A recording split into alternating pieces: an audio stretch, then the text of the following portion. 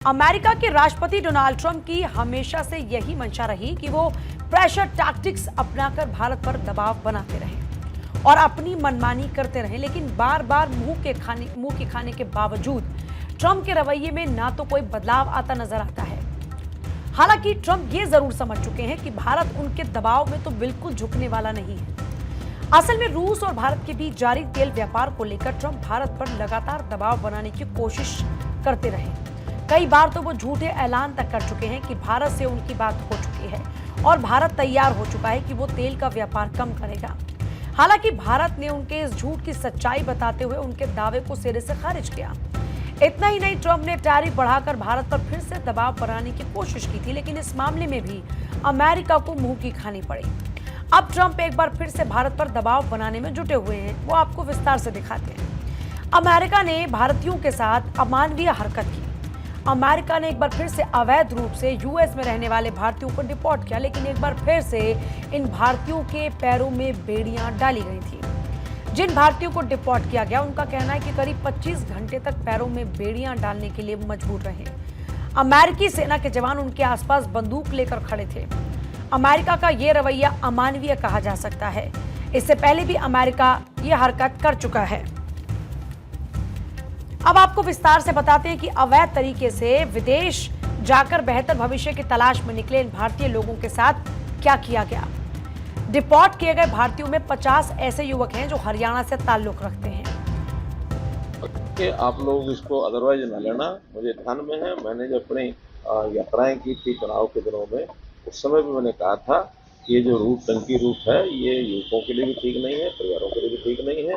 हालांकि मुझे पता है कि इसकी आलोचना लोग करते हैं। हम चाहते हैं युवकों को रोजगार मिले, उनकी कौशल, उनकी शिक्षा ये बढ़कर के हो, लेकिन जहाँ भी कहीं विदेश में जाना है विधिवत तौर तरीके से जाए।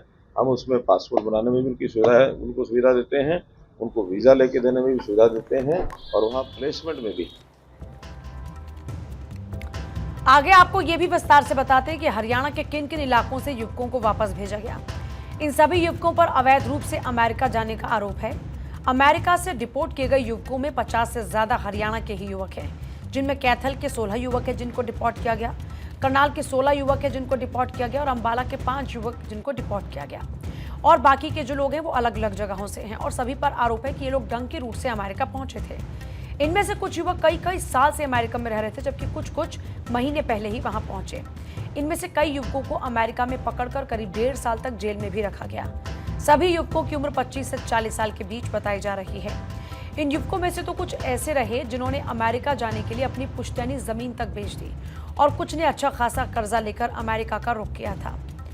बात करें कैथल की, तो पुलिस की टीम ने दिल्ली एयरपोर्ट पर सभी युवकों को रिसीव किया और फिर कैथल पुलिस लाइन लाया गया। यहाँ डीएसपी ललित यादव के नेतृत्व में सभी युवकों की बाकायदा पूछताछ की गई और उनके डॉक्यूमेंट्स चेक हुए। पूछताछ के दौरान तालागढ़ के रहने वाले नरेश कुमार का क्रिमिनल रिकॉर्ड भी सामने आया, जिसके बाद उसे हिरासत में ले लिया गया। जानकारी ये निकलकर सामने आई कि नरेश कुमार चेक बाउंस और एक्साइज एक्ट से जुड़े मामलों में भगौड़ा घोषित किया गया था।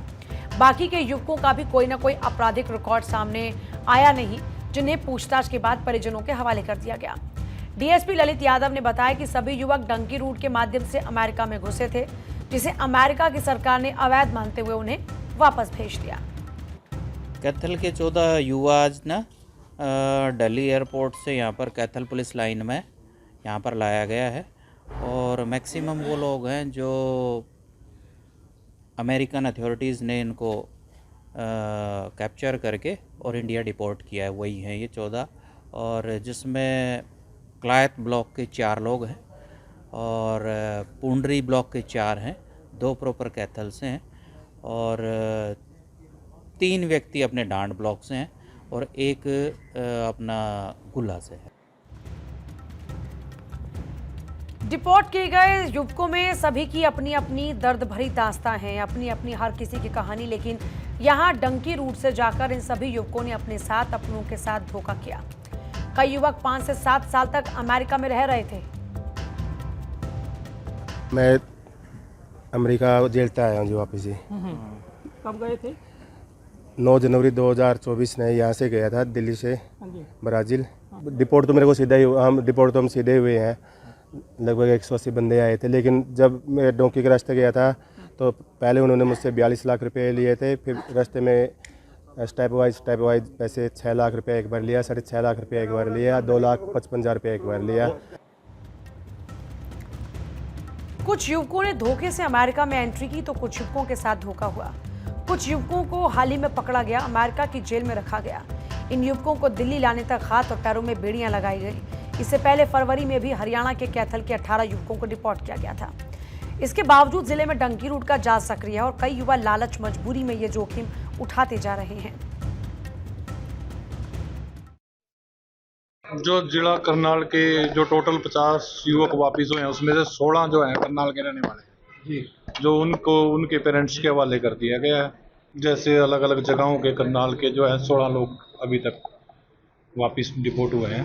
क्या कुछ उम्र सर बताई जा रही है सर? अलग अलग एज ग्रुप के हैं, सारे यंग ही हैं। अभी ये सिलसिला और भी जारी रह सकता है। आगे भी अभी ऐसे भारतीयों को अमेरिकी डिपोर्ट करेंगे जो डंकी रूट का इस्तेमाल करके अमेरिका पहुंचे थे। एक और डिपोर्ट फ्लाइट अब 3 नवंबर को आएगी। ये जानकारी डिपोर्ट किए गए एक युवक ने ही दी। 3 नवंबर की फ्लाइट में भी हरियाणा के कैथल और आसपास के युवक हो सकते हैं। ये हालात जिले में अवैध विदेश भेजने वाले नेटवर्क के फैलते जाल की दास्तान को बयां करते हैं। साल 2025 में अब तक 2500 से ज्यादा भारतीयों को डिपोर्ट किया गया। विदेश मंत्रालय के मुताबिक अमेरिका से जनवरी 2025 के बाद 8 विमानों से भारतीयों को वापस भेजा गया। अमेरिका अवैध रूप से रह रहे लोगों को उनके देश वापस भेज रहा है, लेकिन इस हकीकत से इनकार नहीं किया जा सकता कि अमेरिका का रवैया डिपोर्ट करने वाले लोगों के साथ हमेशा से अमानवीय रहा। बेड़ियों में जकड़कर भारतीयों को डिपोर्ट किया जा रहा है।